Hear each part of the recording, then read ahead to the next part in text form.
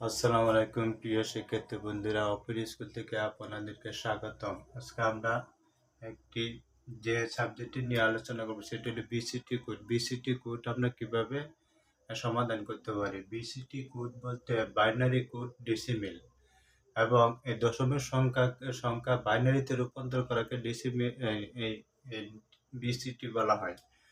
BCT কোডের সমাধান হচ্ছে যে 4 বিশিষ্ট কোডকে বিসিটি কোডে বলা যায়।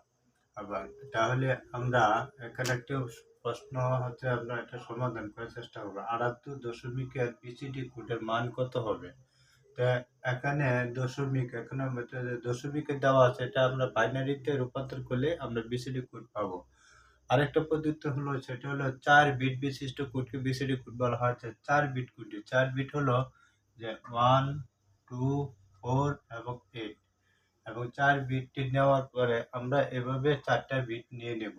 4টা বিট নিয়ে নেব ডাবল করে, 1, 2, 4, 8 ডাবল করে 4টা বিট নিয়ে নেব। এখানে আমাদের প্রথম আছে যে 7, তাহলে আমরা যদি এই 7 যদি নিয়ে যাই, আমাদের কত দিতে হবে? 4, 2, 1। তাহলে আমাদের 4, 2, 6 এবং 1 7। তাহলে এখানে আছে 3টা বিট, তাহলে আমরা 4টা বিট করি। 4টা বিট করলে এখানে আমরা শূন্য ব্যবহার করতে পারি। তাহলে আমরা কত পেয়েছি? 7-এর বিট পেয়েছি 1 1 0 1 1 1 এবং 8 8 8 নিতে গেলে আমাদের প্রথমে নিতে হবে এই 8 নিতে পারি এবং এগুলিকে শূন্যতে বসায় দিতে পারি।